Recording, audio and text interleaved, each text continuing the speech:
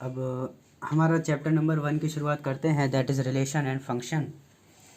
Relation is इसकी एक बार definition की बात कर लेते हैं। वैसे डेफिनेशन पे कोई क्वेश्चन नहीं आता, लेकिन समझने के लिए एक बार डेफिनेशन पे चर्चा कर लेते हैं। मेन क्वेश्चन आता है डोमेन, कोडोमेन और इक्विवेलेंस रिलेशन से, लेकिन चैप्टर की शुरुआत करने के लिए रिलेशन की डेफिनेशन से शुरुआत करते हैं। रिलेशन कुछ की डेफिनेशन कुछ ऐसी दी जाती है, let A be a non empty set. मान के चलो ए एक नॉन एम्प्टी सेट है and R belongs to, R is a subset of A cross A. A cross A क्या होता है? A cross A is a Cartesian product, class 11th में पढ़ा होगा। कार्टेशियन प्रोडक्ट का ऐसा कहा जाता है कि रिलेशन सबसेट होता है। Then R is called a relation on A if A B belongs to R. Relation में ऑर्डर्ड पेयर आते हैं, अगर ए बी आर से बिलोंग करता है, that is ordered pair A B belongs to R, then we say that A is related to B. We can say that A is related to B and we write A is related to B, that is A R B. And if A B doesn't belong to R, मतलब A B R से belong नहीं करता है, then we write A is not related to B, R के ऊपर dash. ये हमारा notation होता है। जहाँ पर दिखे A R B, meaning A comma B belongs to R. अब हम बात करते हैं रिलेशन से जुड़ी कुछ टर्मिनोलॉजीज़ के बारे में। कुछ एक टर्म्स होते हैं जिनका हमें पता होना चाहिए। Domain, codomain and range of a relation. Let R is a relation from A to B such that R is R equal to set of all A B such that A belongs to capital A and small B belongs to capital B. R एक relation हमने कुछ ऐसे define किया है कि इसमें order pair हैं A B, small A capital A से बिलोंग करता है और स्मॉल बी कैपिटल बी से बिलोंग करता है। Small B are element and capital A capital B are sets. तो इसका जो डोमेन होगा वो होगा set of all first elements in order pair. Order pair ये जितने भी बनेंगे और इन ऑर्डर पेयर में जितने भी फर्स्ट एलिमेंट होंगे उनको इसका डोमेन, इस रिलेशन का डोमेन बोला जाता है। इस केस में डोमेन क्या होगा? सेट ए। कोडोमेन होता है सेट बी, कोडोमेन होता है सेट बी, जबकि रेंज होता है set of all second elements. यानी कि इस ऑर्डर पेयर में जो सेकंड एलिमेंट है यानी कि जो बी है, तो जितने भी बी होंगे उन सबको मिलाकर जो सेट बनेगा उसे बोलेंगे range. Range is the set of all second elements in the order pair. तो कोडोमेन और रेंज में क्या फ़र्क हुआ? ज़रूरी नहीं है कि कोडोमेन के सारे एलिमेंट रेंज के अंदर आ जाएं, ऐसा कोई ज़रूरी नहीं होता। तो इसीलिए कोडोमेन अलग होता है, रेंज अलग होता है। इसके बाद चर्चा होती है टाइप्स ऑफ रिलेशन के ऊपर। जैसे हम बात करते हैं टाइप्स ऑफ रिलेशन की, then first is empty relation और वर्ड रिलेशन। एम्प्टी रिलेशन का मतलब होता है वो रिलेशन जिसके अंदर कोई भी ऑर्डर पेयर ना आए। That is a relation R on a set A is called empty relation if no element of A is related to any element of A. यानी कि ए का कोई भी एलिमेंट ए के किसी भी एलिमेंट से रिलेट ना करता हो, यानी कि इसके अंदर कोई भी ऑर्डर पेयर ना आए। ऐसे केस में R is equal to 5 is a subset of A cross A. ऐसे केस में हम लिखते हैं आर इज इक्वल टू 5, क्योंकि आर के अंदर ऐसा कोई भी ऑर्डर पेयर नहीं है जो उस कंडीशन को सेटिस्फाई करता हो। नेक्स्ट जो हमारा रिलेशन होता है वो होता है यूनिवर्सल रिलेशन। यूनिवर्सल रिलेशन सभी जानते हैं, कार्टेशियन प्रोडक्ट को यूनिवर्सल रिलेशन के नाम से जाना जाता है। For example, a relation R on a set A is called a universal relation if each element of A is related to every element of ए।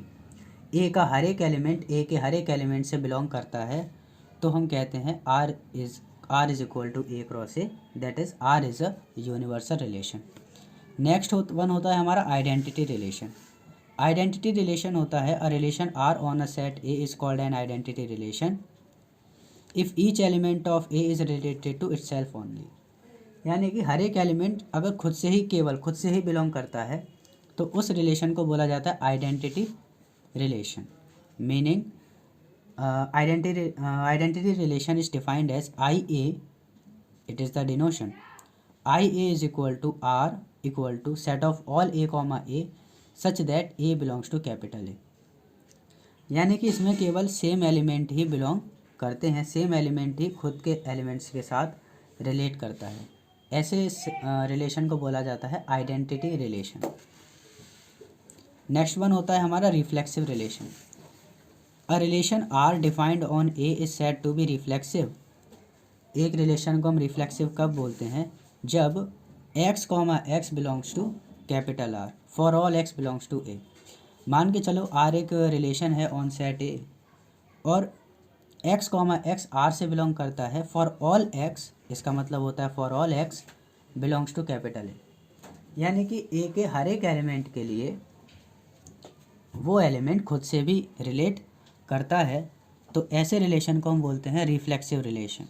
क्या बोलते हैं? Reflexive relation. हम लिखेंगे x is related to x for all x belongs to capital A के अंदर जितने भी x होंगे वो सारे के सारे खुद के साथ भी रिलेट करेंगे, तब हम उसे बोलेंगे reflexive relation.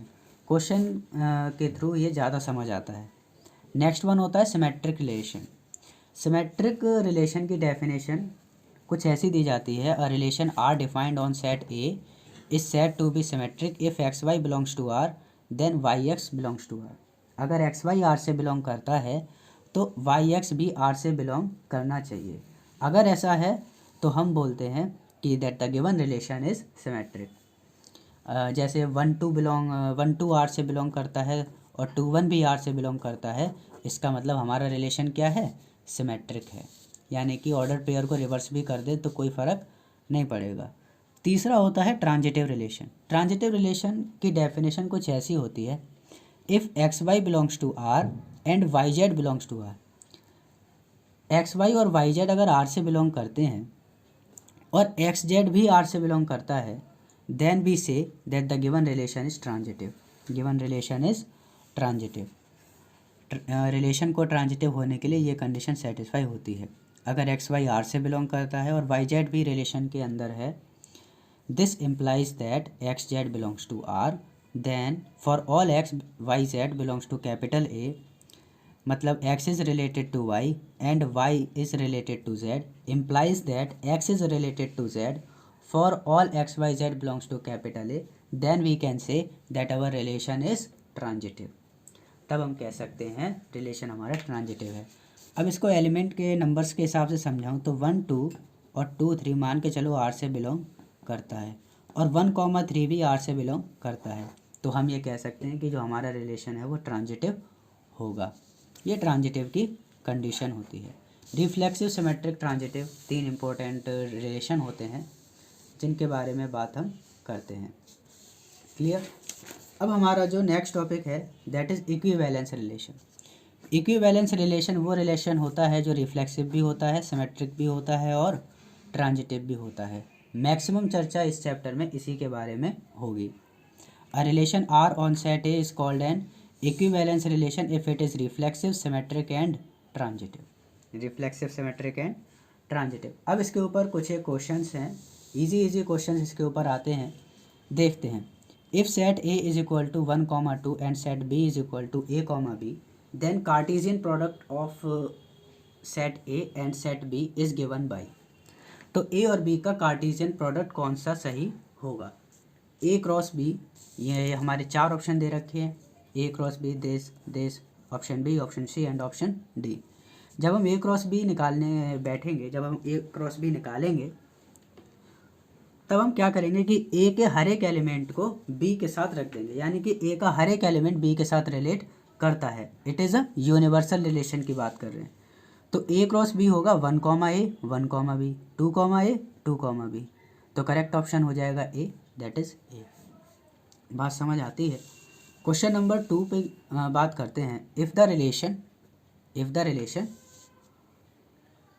R in the set 1 2 3 4, एक रिलेशन है जो इस सेट के ऊपर है, given by R is equal to, और हमें गिवन है कि आर इज इक्वल टू है 1 1 1 2 1 4 3 1 3 2 4 3 4 2। Then domain of R is given by. तो इसमें पूछ रहा है कि आर का डोमेन क्या होगा। जैसा कि मैंने बताया था कि domain is the set of first element, domain is the set of first element and what are the first element 1 1 1 3 3 4 4। That is domain of the relation is 1 3 4। चुटकियों में क्वेश्चन हो जाता है। करेक्ट ऑप्शन क्या हो जाएगा? ए। इसमें ज़्यादा हमें सोचने की ज़रूरत नहीं पड़ती। नेक्स्ट क्वेश्चन है question number 3, that is the relation R in the set 1,2,3 given by R is equal to 1,1 2,2 3,3 1,2 2,3 is.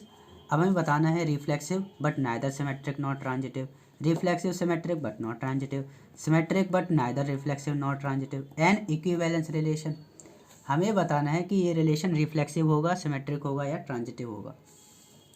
तो ध्यान से देखें, यहाँ पर 1,1 भी आर से बिलोंग करता है, 2,2 भी है, 3,3 भी है। इसका मतलब ये रिफ्लेक्सिव तो है। रिफ्लेक्सिव का वही मतलब होता है कि x, belongs to capital R, x, belongs to relation for all x belongs to the set. यानी कि सेट जो था 1,2,3 उसका हर एक एलिमेंट खुद के साथ भी रिलेट करता है, that is it is reflexive. क्या ये सिमेट्रिक है? देखो ध्यान से, 1,2 तो है लेकिन 2,1 नहीं है, 2,3 है लेकिन 3,2 नहीं है, तो ये सिमेट्रिक नहीं होगा। क्या ये ट्रांजिटिव होगा? देखते हैं। 1,2 भी इसके अंदर है, 2,3 भी इसके अंदर है। क्या 1,3 आर के अंदर है? नहीं है, तो ये ट्रांजिटिव नहीं होगा। यानी कि ये रिफ्लेक्सिव तो है लेकिन सिमेट्रिक और ट्रांजिटिव नहीं है, तो करेक्ट ऑप्शन हो जाएगा ए। कई बार ये चैप्टर देखने में काफ़ी हार्ड लगता है लेकिन ये है काफ़ी आसान, ठीक है। तो इसे अच्छे से डेफिनेशंस क्लियर होनी चाहिए, रिफ्लेक्सिव सिमेट्रिक ट्रांजिटिव के बारे में अच्छे से पता होना चाहिए, जो कि मैंने बता दिया है। तो क्वेश्चन ईजिली टैकल हो जाते हैं। अब now let us move on to the question number 4। Let T be the set of all triangles in a plane with R be the relation in T. R एक relation है T के अंदर, given by R is set of all T1, T2 such that T1 is congruent to T2, then R is reflexive transitive. इन चारों option में से कौन सा ट्रू होगा, हमें बताना है। रिलेशन आर कुछ ऐसा दे रखा है, set of all T1, T2 such that T1 is congruent to T2। तो अब यहाँ पर देखें तो क्या ये रिफ्लेक्सिव होगा? बिल्कुल होगा। क्यों? क्योंकि हर एक ट्राइंगल अपने साथ तो कॉन्ग्रुएंट होता ही होता है। T1 is congruent to T1, it is a common sense. तो therefore T1, T1 belongs to R, इसका मतलब ये रिफ्लेक्सिव है। क्या ये सिमेट्रिक है? अगर T1 T2 के कॉन्ग्रुएंट होगा तो T2 भी T1 के कॉन्ग्रुएंट होगा, इसका मतलब ये सिमेट्रिक भी है। क्या ये ट्रांजिटिव है? ये बिल्कुल ट्रांजिटिव भी है। ट्रांजिटिव कैसे है वो मैं अभी बताता हूँ। Transitive in the sense that if T1 T2 belongs to R and T2 T3 belongs to are.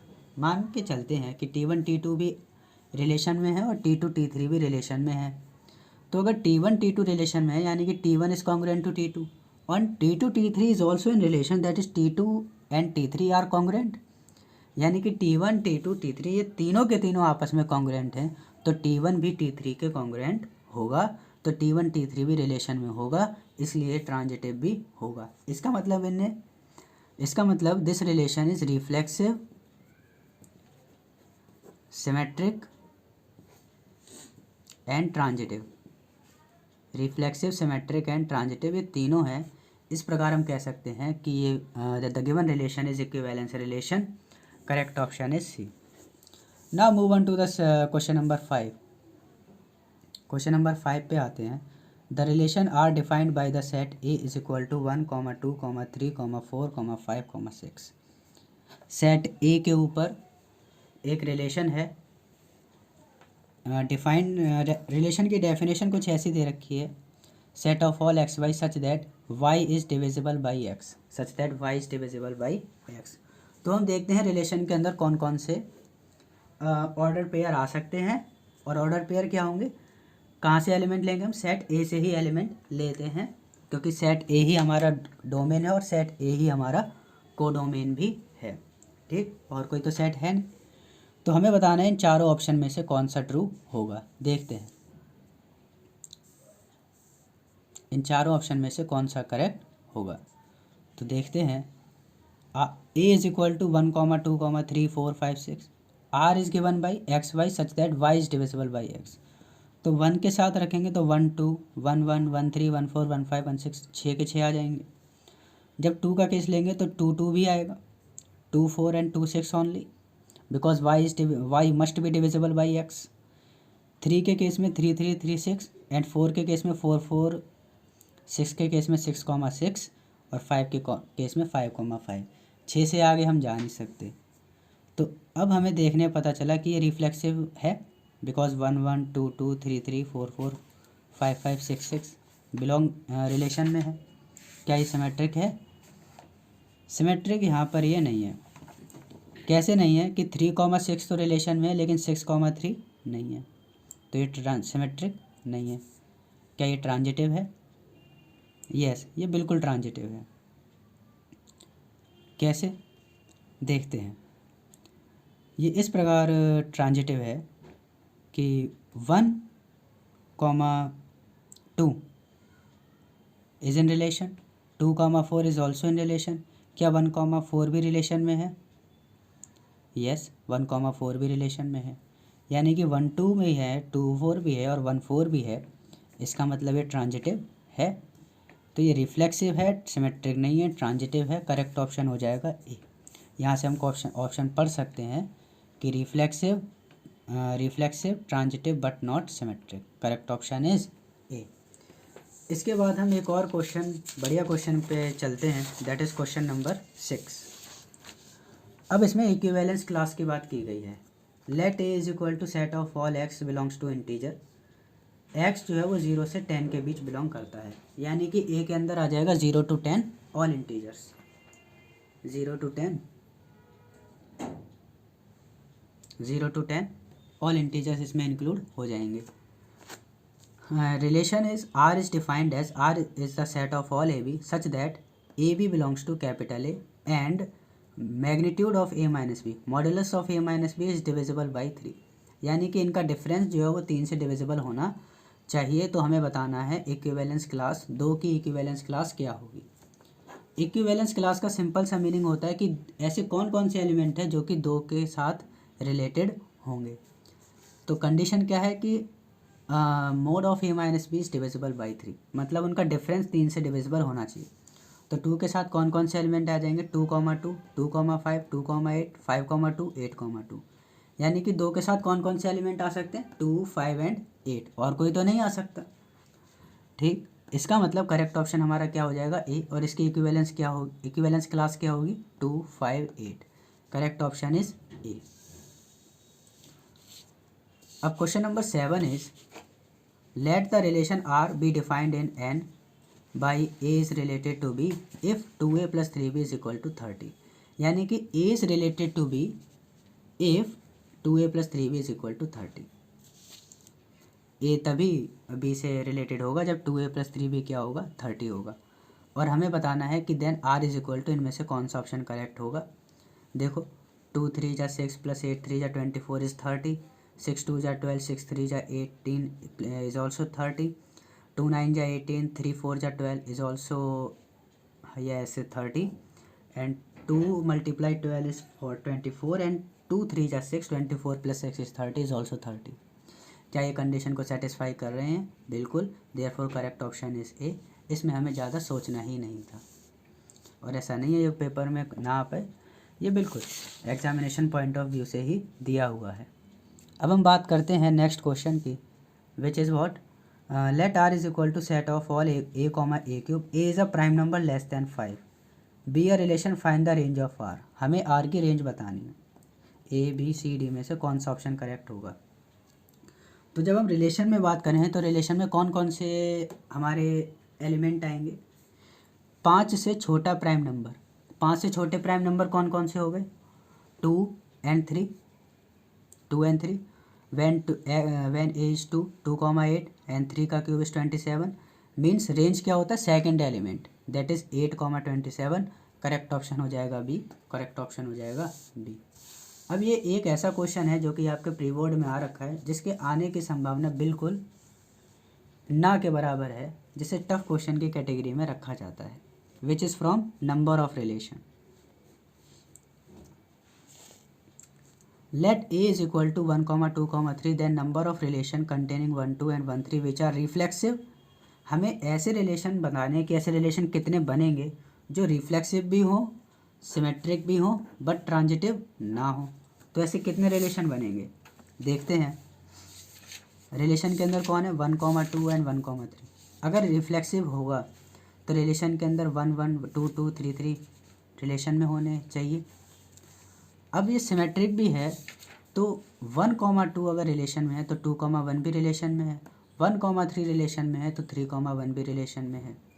लेकिन ट्रांजिटिव ना हो, 3,1 रिलेशन में है, 1,2 रिलेशन में है, लेकिन क्या 3,2 रिलेशन में है? नहीं है। इसका मतलब ये ट्रांजिटिव तो नहीं है। इसका मतलब ये रिफ्लेक्सिव सिमेट्रिक तो है लेकिन ट्रांजिटिव नहीं हो पाएगा। इसीलिए जो रिलेशन बनेगा वो कुछ ऐसा दिखेगा, 1,1,2,2,3,3, 1,2,1,3, 2,1,3,1। नंबर ऑफ रिलेशन आ जाएंगे हमारे एक, यानी कि केवल एक ही ऐसा रिलेशन होगा जो रिफ्लेक्सिव तो होगा, सिमेट्रिक भी होगा लेकिन ट्रांजिटिव नहीं होगा। करेक्ट ऑप्शन हो जाएगा ए। क्लियर? अब हमारा जो नेक्स्ट टॉपिक जो आता है, जो इस चैप्टर से हम रिलेट करते हैं, दैट इज़ अवर फंक्शन। कभी कभार फंक्शन को मैपिंग के नाम से भी जानते हैं।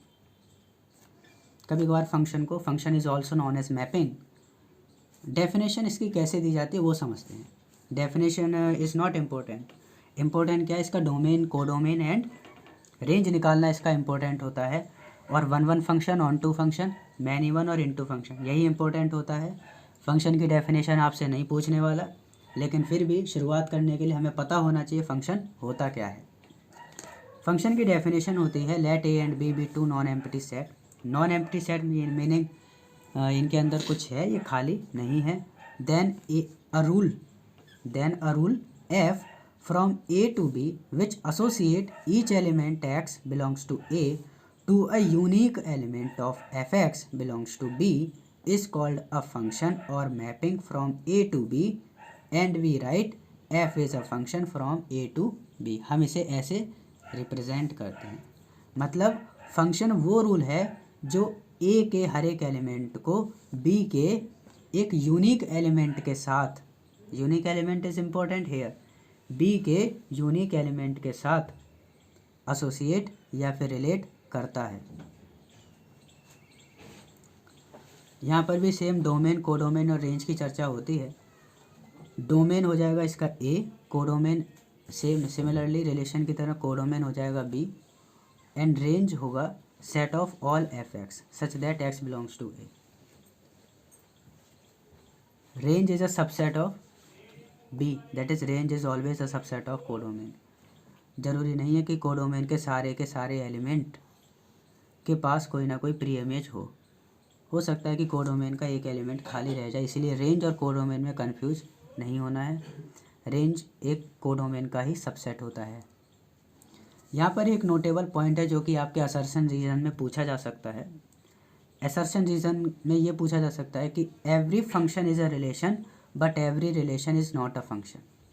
ये बात आपको याद रखनी है, that every function is a relation. हर एक फंक्शन रिलेशन होता है लेकिन हर एक रिलेशन फंक्शन हो ऐसा ज़रूरी नहीं है। Every function is a relation but every relation is not a function. छोटा चैप्टर है तो छोटी छोटी बातें भी पूछ सकते हैं। असर्शन रीजन में ये बेस्ट क्वेश्चन बनता है। अब मैं फंक्शन का ये डेफिनेशन वगैरह की बात होगी, थोड़ा मीनिंग समझ लेते हैं, रिप्रेजेंट करके देखते हैं। मान के चलो A is a set, B is a set, A is a domain, B is a codomain, function f है from A to B. Function f is from A to B. A के अंदर element मैंने लिए 1 2 3 4 और B के अंदर element लिया मैंने 1 2 3 4 5। 1 के साथ, यानी कि 1 is related to 1, 2 is related to 2, 3 is related to 3, 4 is related to 4। क्या ये फंक्शन होगा? Yes, it is a function. Second case की बात करते हैं। सेकेंड केस की बात करते हैं। 1 is related to 1, 2 is also related to 1, 3 is related to 2, 4 is related to 3। क्या ये फंक्शन है? बिल्कुल है।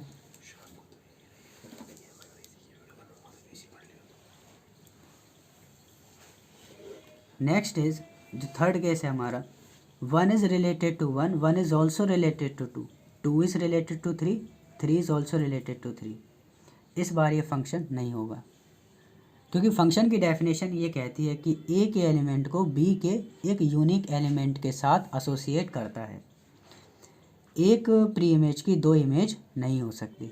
इसे प्री इमेज बोला जाता है, एक्स बिलोंग्स टू ए।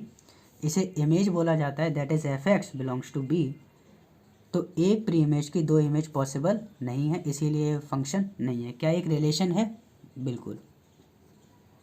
इसीलिए मैं बोल रहा था कि every function is a relation but every relation is not a function. It is a important statement. तो बात ऐसी है कि एक प्री इमेज की दो इमेज पॉसिबल नहीं है, लेकिन दो प्री इमेज की एक इमेज पॉसिबल है। यानी कि हर एक एलिमेंट की यूनिक इमेज होनी चाहिए, तभी हम उसे फंक्शन बोलेंगे, अदरवाइज हम उसे फंक्शन नहीं बोलेंगे। इसीलिए थर्ड केस वाला जो है वो एक फंक्शन नहीं होगा। जो ऊपर वाले जो दो केस थे वो दोनों के दोनों फंक्शन हैं। बात समझ आती? इसे बोला जाता है pre image, that is the domain. इसे बोला जाता है image, that is range. Range इसकी क्या होगी? ऊपर वाले फंक्शंस में इसकी रेंज क्या होगी? 1 2 3 4, जबकि कोडोमेन क्या है? B, that is 1 2 3 4 5। इसका रेंज क्या है? 1 2 3। कोडोमेन क्या है? 1 2 3 4 5। इसीलिए रेंज और कोडोमेन में कंफ्यूज नहीं होना है। रेंज अलग होता है, कोडोमेन अलग होता है। रेंज कोडोमेन का एक पार्ट होता है, ठीक है। अब इसके बाद जो नेक्स्ट टॉपिक है हमारा, that is types of function. That is types of function. Types of function के अंदर पहला आता है वन वन। वन वन को इंजेक्टिव फंक्शन के नाम से भी जाना जाता है। One one function is also known as injective function. Injective function क्या होता है? A function F from A to B is said to be one one और injective if distinct element of A have distinct images in B. यानी कि इस case में ये बोल रहे हैं कि दो प्री इमेज की एक इमेज पॉसिबल नहीं है। अगर मैं ये लिखता हूँ, if F x one is belongs, that is if F x one is equal to F x two implies that X one is equal to x two. मतलब हर एक एलिमेंट की एक अलग इमेज होनी चाहिए। दो एलिमेंट की सेम इमेज पॉसिबल नहीं है। अगर हर एक एलिमेंट की अलग अलग इमेज है तो दैट इज़, तब हम उसे फंक्शन बोलेंगे वन वन। प्रोसीजर सॉल्व करने के लिए हम यही कंडीशन का यूज़ करते हैं। F x one is equal to F x two implies x one is equal to x two where x one comma x two belongs to capital A. इसके बाद बात करते हैं मैनी वन फंक्शन की। Many one function वो होता है, a function F from A to B is said to be many one if two और more than two elements in A have the same image in B. मतलब ये कुछ ऐसी बात है कि दो प्री इमेज की एक इमेज हो जाए तो उस फंक्शन को बोला जाता है मैनी वन। इसको डायग्राम से रिप्रेजेंट करके देख लेते हैं।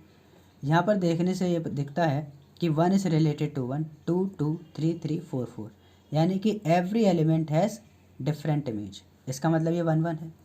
लेकिन यहाँ पर ये हो रहा है कि वन भी वन से बिलोंग करता है और टू भी वन से ही रिलेट होता है। यानी कि वन की भी इमेज वन है, टू की भी इमेज वन है, थ्री की इमेज थ्री है, फोर की इमेज फोर है।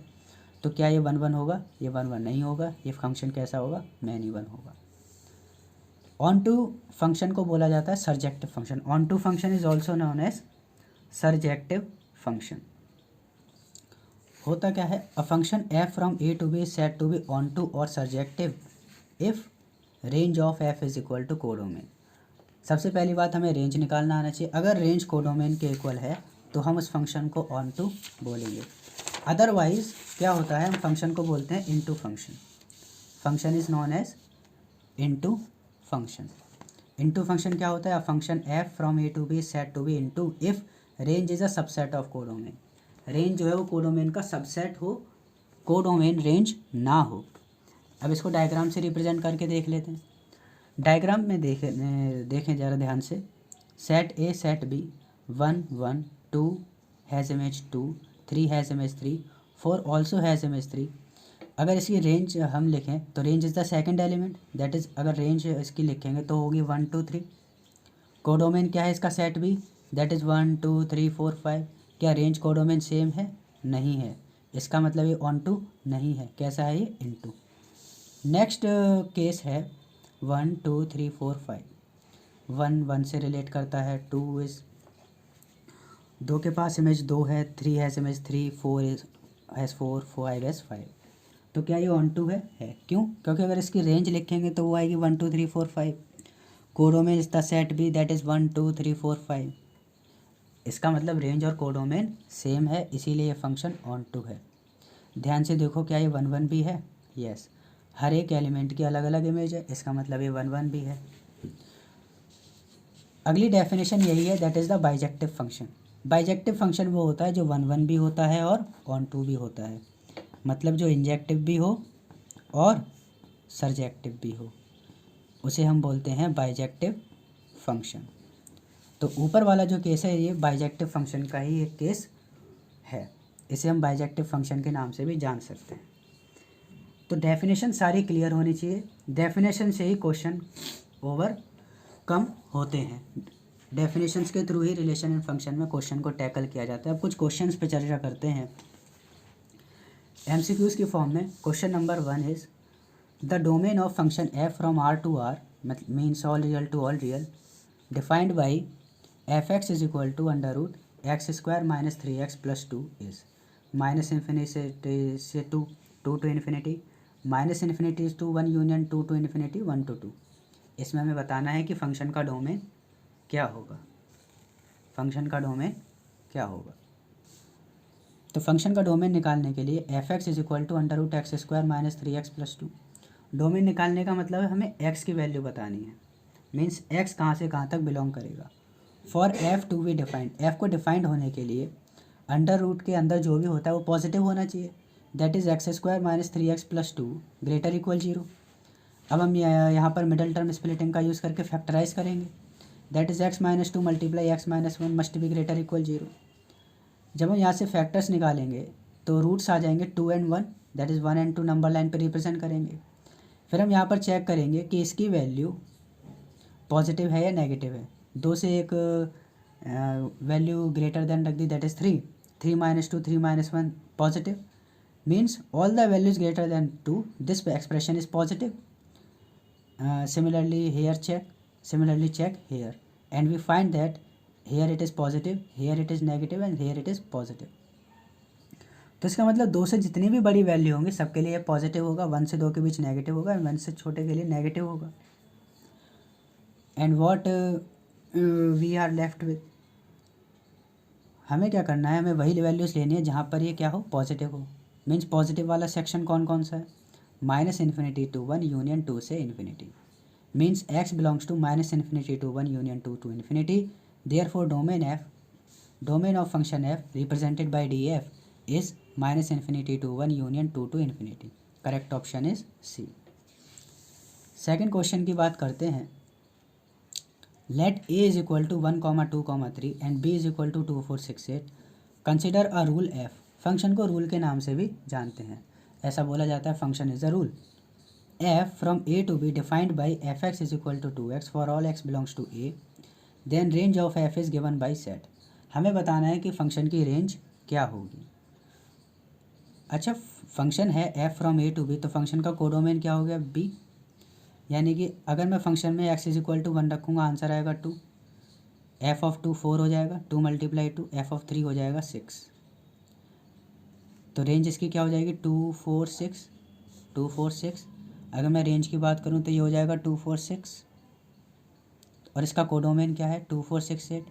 क्या रेंज कोडोमेन के इक्वल है, तो ये ऑन टू नहीं होगा। वैसे तो करेक्ट ऑप्शन हो जाएगा ए, रेंज हो जाएगी 2 4 6, लेकिन ये यहाँ पर ये भी पूछ सकता था कि गिवन फंक्शन ऑन टू होगा या नहीं होगा, तो उस केस में हमारा आंसर होता no, it is not a onto function. आगे बात करते हैं क्वेश्चन नंबर 3 की, the function F from n to n given by F x is equal to 2x is, same question repeat किया है, सरजेक्टिव होगा, bijective होगा, injective होगा, मैनी वन होगा। F x is equal to 2x, check करते हैं 1 1 की condition, F X 1 is equal to F X 2 put किया, 2x1 is equal to 2x2, 2 से 2 cancel out, x1 is equal to x2 पर आ गए। इसका मतलब ये फंक्शन 1 1 तो है। बात करते हैं 1 2 की, अगर इसकी रेंज निकाली जाएगी दैट इज़ 2x, 2x का मतलब क्या 2 4 6 8 like this, that is range is set of all even numbers not natural number but the codomain is all natural number।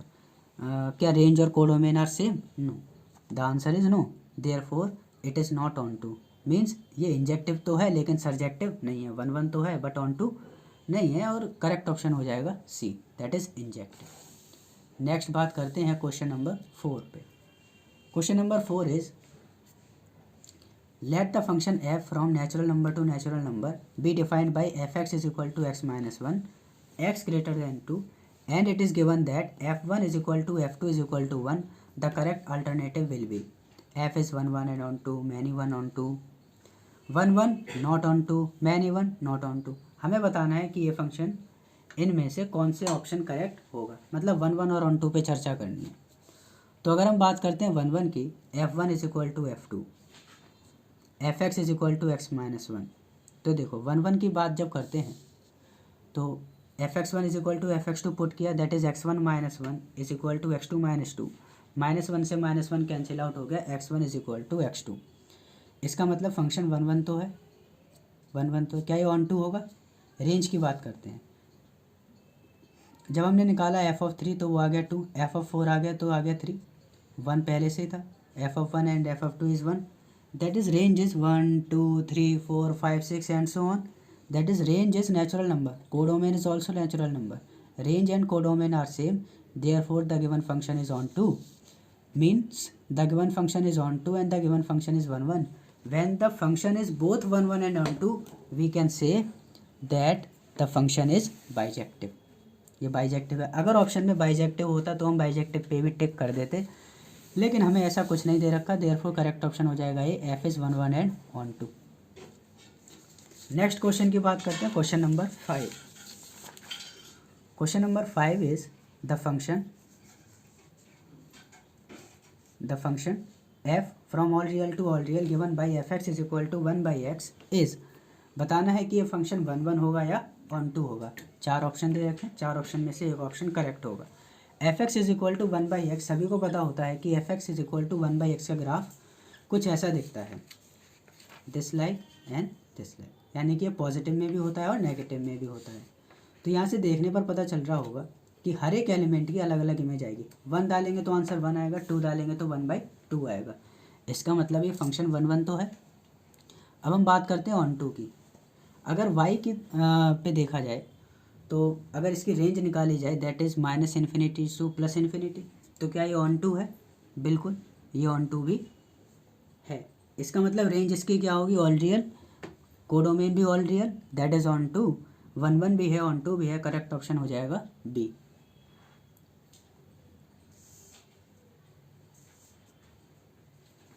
आगे बात करते हैं, the function F from all real to all real given by F x is equal to X square is 1 1 on 2, neither 1 1 nor on 2, none of this.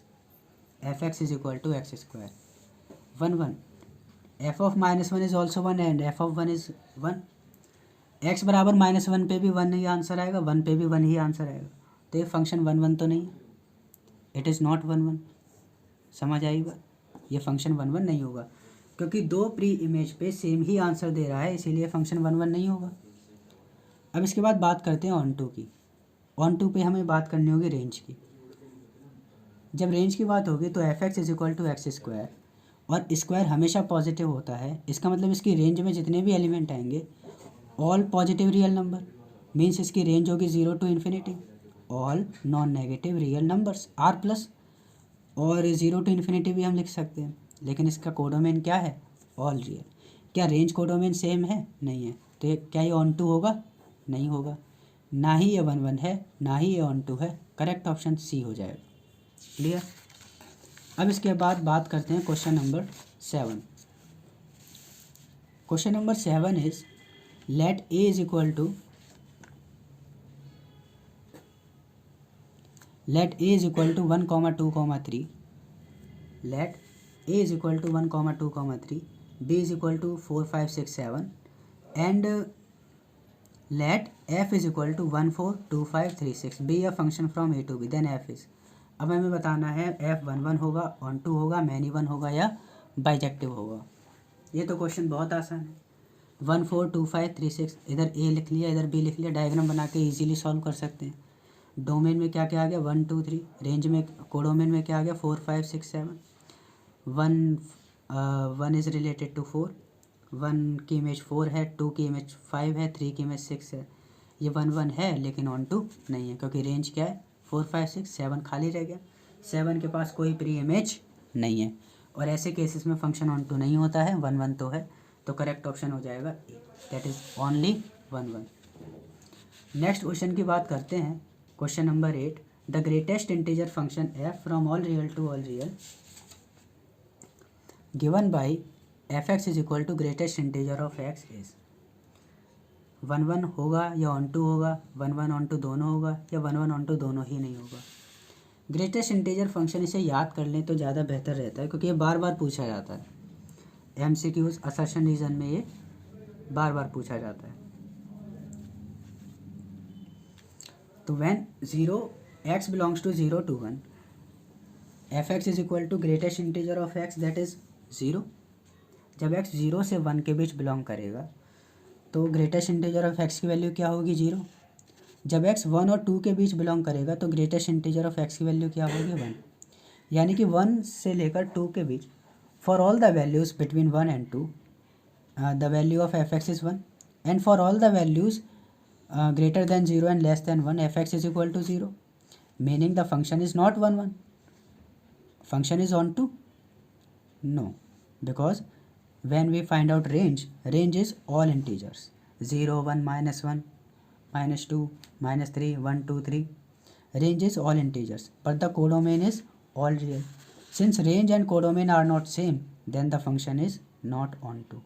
अगर यहाँ पर codomain की r की जगह z होता तो हम यहाँ पर कह सकते थे कि हमारा फंक्शन ऑन टू होगा, लेकिन यहाँ पर हमें फंक्शन में कोडोमेन ऑल रियल दे रखा है, तो इसीलिए ये फंक्शन ऑन टू नहीं होगा, ना ही ये 1 1 होगा। करेक्ट ऑप्शन हो जाएगा D, neither 1 1 nor onto. अगले क्वेश्चन पे चलते हैं, question number 9, that is the function F from all real to all real defined by F x is equal to X square plus X is. अब इस function को बताना है ये 1 1 होगा या ऑन टू होगा। 4 ऑप्शन है, 4 ऑप्शन में से एक पर टिक करना है। 1 1 की बात करते हैं तो F X 1 is equal to F X 2 x1 square plus x1 is equal to x2 square plus x2। All the terms हम एक तरफ कर लेंगे। x1 square minus x2 square plus x1 minus x2 is 0। इसे factorise कर लिया x1 minus x2 into x1 plus x2 and we take common factor as x1 minus x2। This expression looks like this x1 minus x2 multiply x1 plus x2 plus 1 is equal to 0। तो या तो ये 0 हो जाए x1 बराबर x2, या ये 0 हो जाए x1 प्लस x2 बराबर -1।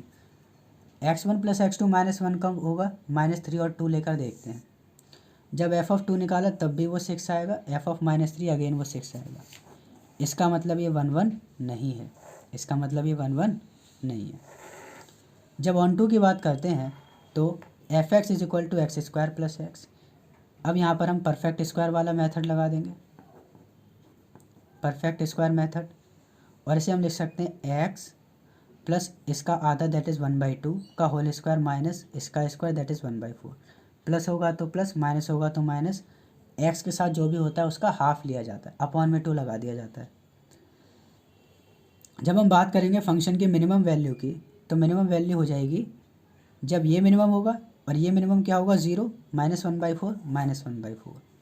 जब हम बात करते हैं एफ़ की मैक्सिमम वैल्यू की, एफ़ की मैक्सिमम वैल्यू कब निकलेगी, जब ये मैक्सिमम होगा और इसकी मैक्सिमम वैल्यू हो सकती है infinity that is -1/4 again infinity. इसका मतलब रेंज जो आएगी फंक्शन की वो आएगी -1/4 टू इन्फिनिटी। इसका मतलब इसका कोडोमेन क्या है, ऑल रियल। रेंज क्या है, -1/4 से इन्फिनिटी। रेंज निकालने का ये तरीका भी होता है और आपको याद होना चाहिए कि रेंज हम कैसे निकालते हैं। क्लियर? चैप्टर छोटा है तो क्वेश्चन हार्ड भी आ सकता है। तो ये ऑन टू नहीं है क्योंकि range and codomain are not same, और 1 1 भी नहीं है, इसका भी रीज़न क्लियर है। तो करेक्ट ऑप्शन हो जाएगा C, that is the given function is many one. Next question पे आते हैं, question number 10। Question number 10 is on the set of integers z defined by f z to z, that is the set of integer fx is equal to x/2 x is even and 0 when x is odd। यानी कि even होगा तो x/2, odd होगा तो 0। f को बताना है इन चारों ऑप्शन में कौन सा ऑप्शन करेक्ट होगा। Injective, not surjective, neither injective not surjective. Surjective तो है लेकिन इंजेक्टिव नहीं है, बाइजेक्टिव है। 1 1 की बात करते हैं तो ध्यान से देखो, जब x इवन होगा तो x/2, ओड होगा तो 0। इसका मतलब f(2) 1, f(4) 2, f(6) 3, f(8) 4, -2 पे -1, -4 पे -2, -6 पे -3, -8 पे -4, x/2। तो लेकिन जब ओड होगा यानी कि जितने भी ओड नंबर्स हैं 1 3 5 7 -1 -3 सब पर आंसर क्या आ रहा है 0, तो क्या ये 1 1 होगा? नहीं होगा, ये फंक्शन हमारा 1 1 नहीं होगा। रेंज की बात करते हैं, जब रेंज आती है तो -1 -2 -4 यानी कि all the negative integer, 1 2 3 4 all the negative integer, 0 is also included. इसका मतलब रेंज इसकी क्या है? All integer, that is equal to codomain. तो क्या ये ऑन टू है? बिल्कुल। इसका मतलब ये सर्जेक्टिव तो है बट इंजेक्टिव नहीं है। इसका मतलब जो करेक्ट ऑप्शन हो जाएगा C, surjective but not injective. तो यहीं तक रखते हैं। These questions are sufficient for the examination. Like पसंद आए तो लाइक कीजिएगा। इस चैप्टर में इतना ही, बाकी नेक्स्ट वीडियो में मिलते हैं।